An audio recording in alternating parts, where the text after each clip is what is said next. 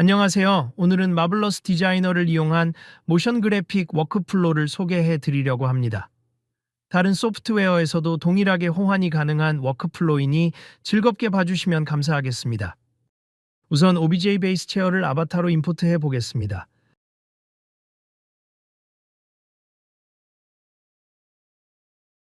여러분은 하단의 링크를 통해 마블러스 디자이너 공식 커넥트 스토어에서 다운로드한 OBJ 파일을 이용하여 작업하시면 되겠습니다. 안정적이고 최적화된 시뮬레이션을 위해 아바타 기준 실측에 가까운 크기에 맞춰 작업을 하겠습니다. 3D 윈도우에서 패턴 작업을 할 거라 3D 창만 활성화시켜 작업하겠습니다. 의자 쉐입을 그대로 한 형태의 쿠션을 만들어 주기 위해 3D 윈도우에서 라인 아바타 툴로 쉐입을 그대로 따주겠습니다. 형태가 주로 곡선으로 이루어져 있어 컨트롤을 누른 상태로 포인트를 찍어 커브 포인트로 작업을 해줄게요. 포인트 정리를 나중에 해주면 되기 때문에 세그먼트 포인트와 커브 포인트를 적절히 찍어주시면 됩니다.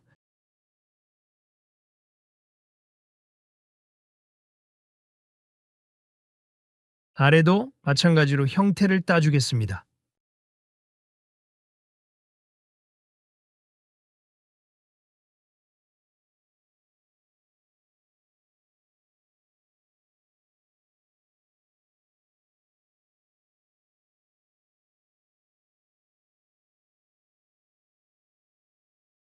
형태를 다 따준 후 플래튼 툴을 선택하고 완성된 3D 아웃라인을 더블 클릭하면 2D 패턴이 우측에 생성됩니다. 2D 패턴을 작업하기 편리하게 정리해 주도록 하겠습니다.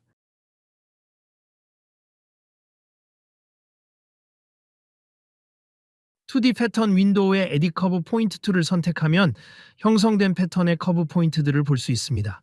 화면을 우클릭 후 옵티마이즈 올 커브 포인트를 선택해 불필요한 커브 포인트들을 줄여주도록 하겠습니다. 최소한의 커브 포인트로 패턴을 만들어주는 것이 패턴 모양 수정에도 용이합니다.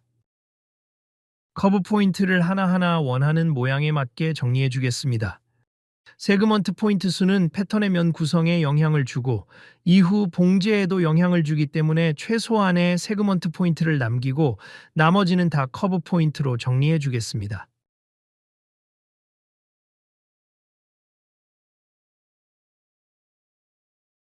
3D 윈도우 상으로 형태가 맞는 것이 중요하므로 2D 패턴 윈도우의 형태를 완벽하게 맞추실 필요가 없습니다. 정리가 끝나면 우클릭 후 프리즈를 선택해 패턴을 올려주겠습니다.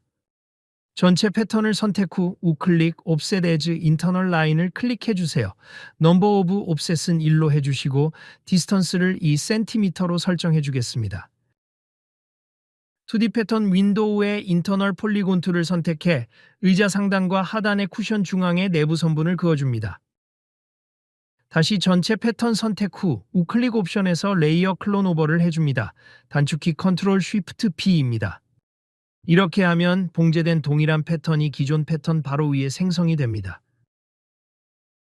상단의 두 패턴은 시뮬레이션을 위해 프리즈 해제해 주겠습니다. 좌측 라이브러리 검색창에서 패브릭 메뉴의 레더 램 스킨을 의자의 쿠션에 적용해 주겠습니다.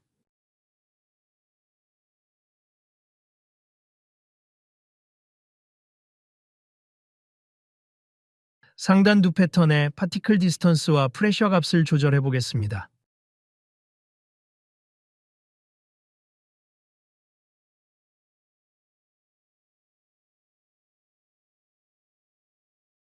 파티클 디스턴스가 낮을수록 패턴의 입자 간격이 좁아지기 때문에 좀 더 오밀조밀한 구성의 주름을 시뮬레이션 할 수 있습니다.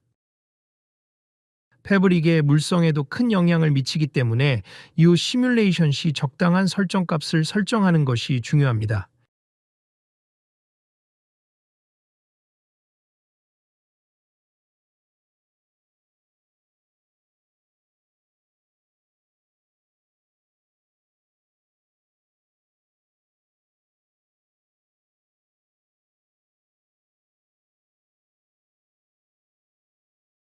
슈링키지 웨프트와 워프를 조절하면 직접적으로 패턴의 크기를 늘리지 않고 주름을 강제적으로 생기게 할 수 있습니다.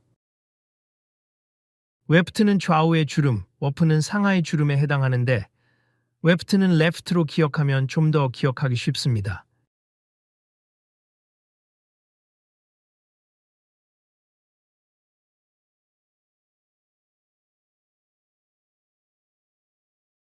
좀 더 빠른 시뮬레이션을 위해 파티클 디스턴스를 10으로 바꿔주겠습니다.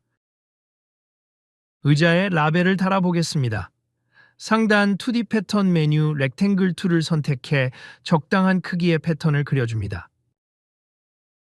원하는 위치로 이동시켜준 후 서페이스 테이프 메저 툴을 선택해 의자의 레이블 길이의 라인을 그려줍니다.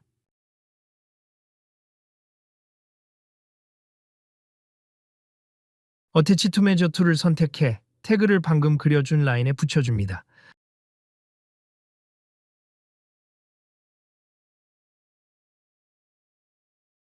좀 더 안정적인 시뮬레이션을 위해 우클릭 시뮬레이션 프로퍼티에서 중력값을 0으로 만들어주고 라벨의 파티클 디스턴스를 10으로 설정해줍니다. 그리고 시뮬레이션을 짧게 해주겠습니다. 2D 패턴 윈도우에 인터널 폴리곤 툴을 선택해 라벨 정중앙에 내부 선분을 그어줍니다. 자, 이제 라벨을 접어보도록 하겠습니다. 시뮬레이션을 하며 내부 선분의 폴드 앵글을 0으로 바꿔주면 자연스럽게 태그가 접히는 것을 보실 수 있습니다. 접힌 라벨을 세그먼트 소잉 툴로 봉제해 주겠습니다. 오른쪽 상단의 패브릭 패널에서 새로운 패브릭을 추가해 라벨에 어사인 해주도록 하겠습니다. 라벨은 시뮬레이션을 하지 않을 거기 때문에 우클릭, 프리즈 해주도록 하겠습니다. 이제 의자의 탑 스티치를 적용해 보겠습니다. 상단 2D 패턴 윈도우의 세그먼트 탑 스티치 툴을 선택 후 탑 스티치가 적용되었으면 하는 내부 선분을 선택해 줍니다. 우측 상단의 패널에서 탑 스티치 패널을 추가하실 수 있습니다. 스티치 모양을 알아보기 쉽게 빨간색으로 설정값을 바꾸겠습니다. 스웨입 메뉴에서 탑 스티치의 스타일을 바꿔볼 수 있고 개별적으로 커스텀 조절이 가능합니다.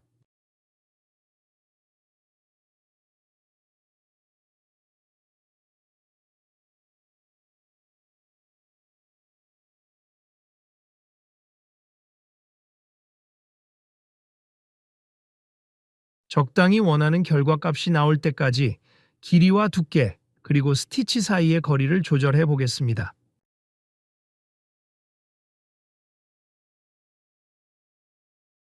우측 상단의 신 브라우저 메뉴에서 원하는 패턴의 이름을 확인하실 수 있습니다.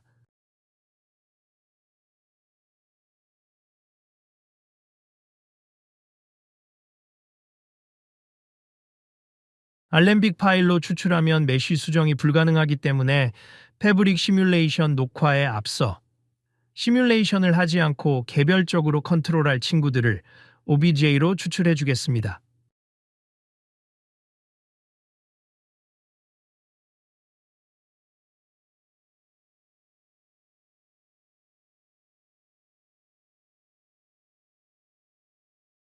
저는 라벨 패턴과 탑 스티치만 OBJ로 추출하겠습니다.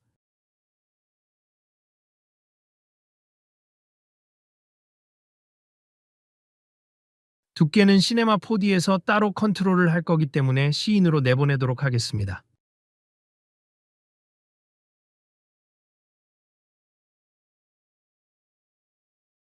자, 이제 시뮬레이션 녹화를 준비해 보도록 하겠습니다. 녹화에 앞서 시뮬레이션을 하지 않을 태그와 탑 스티치는 지우고 추후에 추가할 서브 디비전 레벨을 고려해 면을 쿼드로 바꾸도록 하겠습니다. 상단의 두 패턴을 우클릭 스트렝스를 활성화해 단단하게 만들어주고 이전에 바꿨던 설정 값들을 기본으로 돌려주겠습니다. 처음엔 납작했다가 부풀어 오르는 시뮬레이션을 녹화해 볼 거라 이렇게 시작을 설정했습니다. 납작한 상태가 30프레임 정도 필요해서 우선 녹화를 해보겠습니다. 이때 최종적으로 출력할 프레임 레이트와 동일한 설정인지를 체크해 주세요. 저는 30프레임으로 작업을 할 거기 때문에 30을 그대로 두겠습니다. 시뮬레이션 퀄리티의 기본 디폴트 값은 1이기 때문에 정확한 시뮬레이션을 위해선 애니메이션 스테이블 옵션으로 바꿔주고 필요에 따라 설정 값을 조절해 주면 됩니다. 부풀어 오르는 시뮬레이션을 위해 프레셔와 슈링키지 웨프트, 월프 값을 점진적으로 넣어보면서 편집을 해볼게요.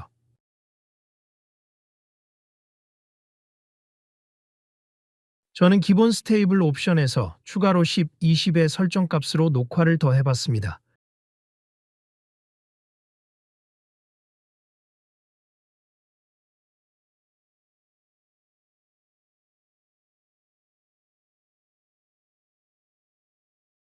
시뮬레이션 퀄리티가 올라갈수록 좀 더 정밀한 움직임과 물성이 표현됩니다.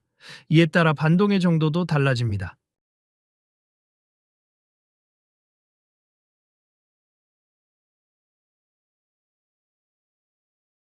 루핑 옵션을 체크해 시뮬레이션 구간을 반복해서 보도록 하겠습니다.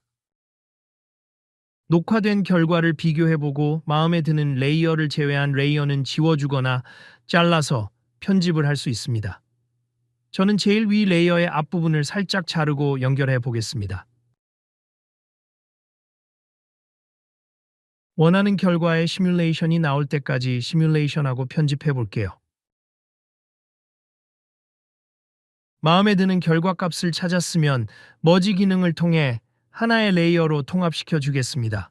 저는 이 결과가 괜찮은 것 같아서 알렘빅으로 추출해 보겠습니다. 시네마 4D에서 저는 두께를 추가하고 서브 디비전 레벨을 조절을 할 거기 때문에 웰드와 두께는 틴으로 설정하고 텍스처는 따로 작업을 할 거라 언체크하고 추출하도록 하겠습니다. 미리 준비해 놓은 10호D 세팅에 방금 추출한 알렘빅과 OBJ 파일을 임포트 해 보겠습니다. 임포트한 오브젝트의 스케일이 조금 큰 것 같아 조절을 해 볼게요. 스케일을 조절한 베이스 의자 메시에 나머지를 넣고 리셋 PSR을 해줬습니다. 파트별로 오브젝트를 정리하고 네이밍을 다시 해주겠습니다. OBJ는 탑스티치와 라벨의 영역별로 셀렉션 태그가 같이 추출됩니다. 알렘빅은 UB가 베이크 되어 있지만 영역별 셀렉션 태그는 지정되어지 않습니다.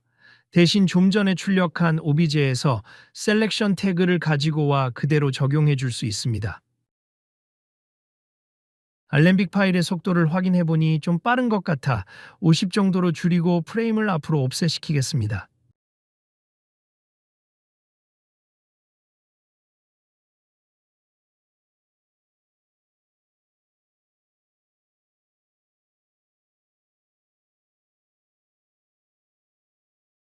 셀렉션 태그를 이용해 영역별로 구분해서 탑스티치와 라벨을 분리해 볼게요.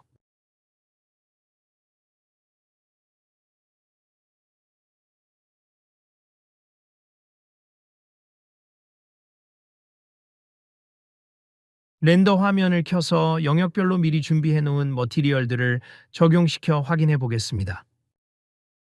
저는 퀵셀 브릿지에서 제공되는 4K 텍스처를 다운로드해 사용했습니다. UB가 함께 출력되기 때문에 직접 텍스처 작업을 하셔도 되지만 추가적인 소프트웨어를 거치지 않고도 간단하게 충분히 작업이 가능합니다. 이제부터의 작업은 시네마 4D에 집중된 부분이므로 호환성과 워크플로우에 관한 설명을 마치도록 하겠습니다. 감사합니다.